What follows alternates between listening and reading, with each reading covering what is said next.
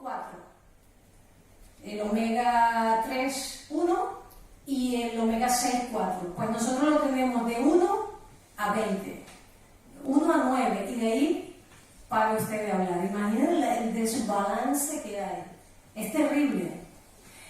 Y eso genera inflamación. Hay otras enfermedades que no tienen que ver con la fibromialgia, pero que sin embargo nosotros no somos las personas que sufren, bueno, nosotros no, las personas que sufren de fibromialgia no son un ente que está separado.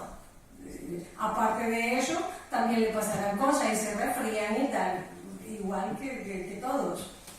Pues hay algo que se llama inflamación de bajo perfil. Nosotros hay veces que cometemos las defectas de las que les hablé, comemos alimentos, elegimos alimentos que no son grasas saturadas y grasas trans, que son más perjudiciales las grasas trans que las saturadas. Y entonces estamos inflamados por dentro y no lo sabemos y no presentamos un síntoma. Y de repente le desencadena el brote. Puede desencadenar el brote y dice, pero si estaba tranquila. Es por ello, volvemos otra vez a la importancia de hacer una correcta selección para tratar de mantenernos en el periodo de felicidad y de estabilidad. Entonces, ¿qué otros alimentos le debemos huir? Debemos huirle al azúcar simple, a la dextrosa. Esto es nuestro enemigo número 1, más que la carne, más que cualquier otra cosa. Este es nuestro enemigo número 1. El exceso de azúcares simples en el cuerpo acidifica el organismo. Hay gente, pero si esto es dulce, usted se toma un vaso de agua con limón, unas gotitas de limón a la mañana y eso le ayuda a alcalinizar. Usted se toma en la mañana de desayuno un donut con una napolitana con chocolate, con todo lo que se aparezca allí, y aquello primero va a sufrir casi como que si le inyectaran insulina en sangre. Casi de inmediato. Tenemos que evitar, las personas que sufren de fibromialgia tienen que evitar las harinas, los alimentos extremadamente procesados, los alimentos muy procesados. No me gusta satanizar a mí a ningún alimento, pero cuando tenemos esta enfermedad debemos huir de las harinas blancas, debemos huir de la bollería industrial, debemos huir de las frituras, debemos huir de los azúcares, el exceso de azúcares. No sé, tenemos azúcares en las frutas, que es natural, y además nos van a aportar una serie de nutrientes, de micronutrientes, que nos van a ayudar para que toda esa maquinaria funcione correctamente. Porque esas funciones que cumplimos nosotros a diario son vitales. Si tenemos un déficit, si usted tiene un déficit de ácidos grasos esenciales, usted puede morir. Si usted tiene un déficit de vitamina C, usted puede morir.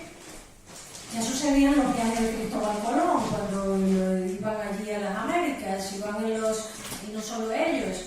Esos viajes eran tan largos, metían una tripulación, y se dieron cuenta que se le empezaban a caer los dientes, a sangrar y se morían. Iban 400 y llegaban 100, o iban 500 y en varios barcos, porque eran pequeños. Y llegaba a menos de la mitad, o llegaba a la mitad. Y se dieron cuenta que en uno de esos viajes, que con limón, naranjas, cítricos, alimentos ricos en vitamina C, aquello pasaba. Es lo que llaman el escorbuto. Hoy en día a nosotros nos parece de risa decir que si tenemos un déficit muy elevado de vitamina C podemos morir, pero es la realidad. Lo que pasa es que eso está erradicado porque nosotros hoy día tenemos una sobrealimentación, una sobredisponibilidad en todas partes. Y esto no es lo natural, la sobredisponibilidad del alimento no es lo natural. ¿De acuerdo? Siempre, desde el inicio de la humanidad, lo abundante era la escasez, lo que primaba era la escasez. Entonces no había fibromialgia, no había obesidad, no había todo ese montón de enfermedades de la sensibilidad central que estamos acuñando hoy en día, ni había gente con obesidad. ¿Por qué era esto? Porque ahí la gente tenía asegurado el ejercicio, comía de temporada y no comía tanto. Entonces, cazaba un bicho. Si el bicho no lo mataba, él mataba al bicho, tenía comida garantizada con su familia para una temporadita. Luego se cogía los frutos que estaban alrededor, le sentía el mango trópico del trópico, no sé qué cosa, la fruta exótica de no sé dónde, eso es imposible. La fruta de temporada, todo fresco. Me dirán muchos, porque la esperanza de vida es más larga hoy. Porque ahora tenemos penicilinas, tenemos antibióticos y tenemos hospitales. Y tenemos supermercados por todas partes. Entonces, no morimos tanto como antes. A la esperanza de vida en ese tiempo eran 30 años, pero era porque ahí si tenía que cazar al bicho, el bicho como un ramullo ya estaba muerto. Porque te da una infección, entonces falla el sistema inmunológico y listo, y se acabó. Entonces, continúo. Entonces, queda claro aquí que debemos huir de los alimentos altamente procesados. Tenemos que huir del exceso de sal, pero la sal debemos limitarla. Si nosotros limitamos los productos altamente procesados, ya estamos cortando parte de la sal. Porque los productos altamente procesados, el problema que tienen, esos donuts, bollitos, las patatas esas que están tan ricas, con una cosa allí, que ya luego les voy a hablar de eso, por favor, huir de algo que se llama glutamato monosódico. Eso es altamente perjudicial, destruye las neuronas, destruye las células. Es rico, generalmente todos los productos que te digan esto es adictivo, esta patata no puedo parar de comerla, esto no puedo parar de comerlo, eso tenéis que dejarlo por vuestra salud. Eso contribuye a ese grupo nuevo de enfermedades que tienen que ver con el problema de contaminantes químicos, de tóxicos. Porque esto es una enfermedad generada por una serie de factores ambientales, tóxicos ambientales. Se cree, vamos a ver, la presunción de inocencia por delante. Pero hay estudios que apuntan a eso. Y por eso esas tres que englobaban allí, la sensibilidad central, engloba ese tipo de enfermedades. Y ese tipo de enfermedades vienen generados en los estudios, apuntan, no es determinante todavía, a que hay un problema de toxicidad medioambiental que tiene mucho que ver con eso. Esto es un tema para desarrollar más ampliamente. Por eso que las mujeres, un problema de nosotros tenemos más receptores de estrógeno, las chicas. Por eso nosotras somos una diana más vulnerable para esa enfermedad, por la culpa de los estrógenos. Tenemos más receptores de estrógeno. Bueno, sigo, no voy a... Entonces, ¿cómo recomiendo que organicemos el plato? Para que garanticemos que tengamos esos nutrientes que necesitamos para funcionar correctamente y estar en la luna de miel con la enfermedad. Entonces, antes existía algo que se llama la pirámide alimentaria. Un error totalmente descabellado, porque se hizo en una circunstancia, no con mala intención, pero con un error de cálculos. Se hizo para otra sociedad, voy a pasar por encima del cuento porque si no se hace largo. En los suizos, en una determinada sector, y lo cierto es que no se ajustaba a la realidad de la población mundial, o sea, del resto de la población. Tenía unas características específicas y se ajustaba a ese pequeño sector que no era la mayoría. En definitiva, ¿qué porque se hizo una pirámide alimentaria mal calculada. ¿Qué hicieron las industrias? Sin satanizar a nadie, simplemente vamos a hacer la referencia. La industria vio que la pirámide estaba organizada de esa manera y dijo, ala, venga, vamos aquí a trabajar con esto, que la base son las harinas y los carbohidratos. Entonces vamos a sacar productos, claro, que invierte quieres recuperar tu dinero. Algunos lo harán con mala intención y otros no. Lo cierto es que la industria se levantó, se fundamentó en base a eso. Y cuando ya la ciencia, la tecnología nos ha permitido saber todo esto que sabemos ahora, de aislar y saber que en los alimentos hay proteínas, que hay carbohidratos, que hay lípidos, que hay micronutrientes, bueno, ya estaba aquel asunto montado. Y entonces aquel asunto era un problema porque ¿cómo hacemos para desmontar esto? Entonces, de allí viene el problema de la pirámide alimentaria, que muchos profesionales desde hace muchísimo tiempo, antes de que hace, no sé si 3 años, rectificase la Organización Mundial de la Salud, gracias a Dios, afortunadamente, no sé si recordáis que hace 2015, creo que fue, rectificaron la pirámide alimentaria y se admitió que debíamos, en el caso de que se requiriese, suplementar, porque hoy día, en el mundo en el que vivimos, tan ajetreado, tan atropellado, los alimentos no tienen la cantidad de nutrientes que solían tener. ¿Por qué? Porque cuando hay cultivo específicamente, se acelera el proceso para recolectarlos, para ajustarlo a la vida moderna y al ritmo tan frenético que vivimos. Sí.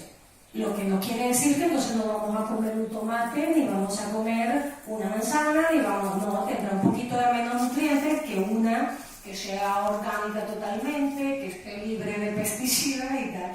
Pero sí, no hay ningún problema que nosotros vayamos al supermercado y compremos nuestra fruta porque no tenemos el tiempo, vivimos en este siglo y tenemos que ajustarnos a lo que vivimos.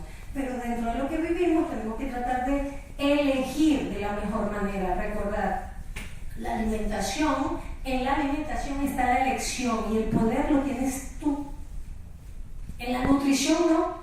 Una vez que eso pasa allí, tú no vas a hacer, venga, ahora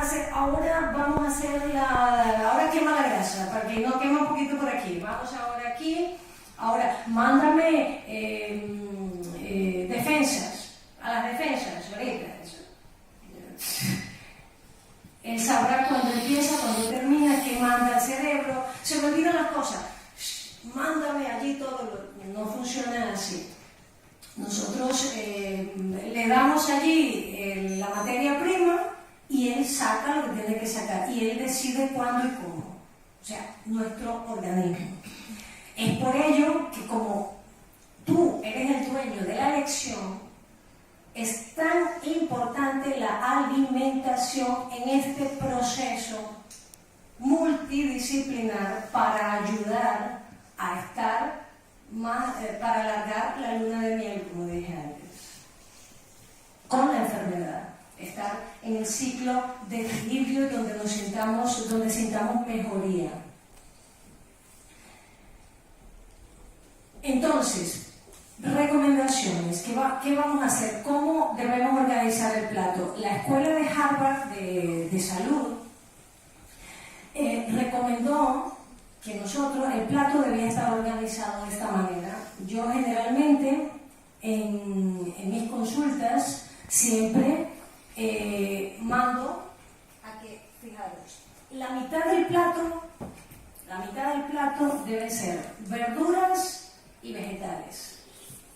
Verde, los que no tengan una contraindicación y aparte no tengan otro problema y no estén anticoagulados o no tengan siempre, hay que cerciorarse, hay que descartar cualquier problema de intolerancia, alergia y si tiene un problema de circulación aparte y está anticoagulado, entonces deberá decirlo al médico o al profesional que le elabore el plan, la dieta. Pero yo a veces me resisto a llamarle dieta porque, aunque la dieta es simplemente como usted come, la gente la asocia con algo negativo, la asocia con pasar trabajo, con comer lechuga, con no comer, y no.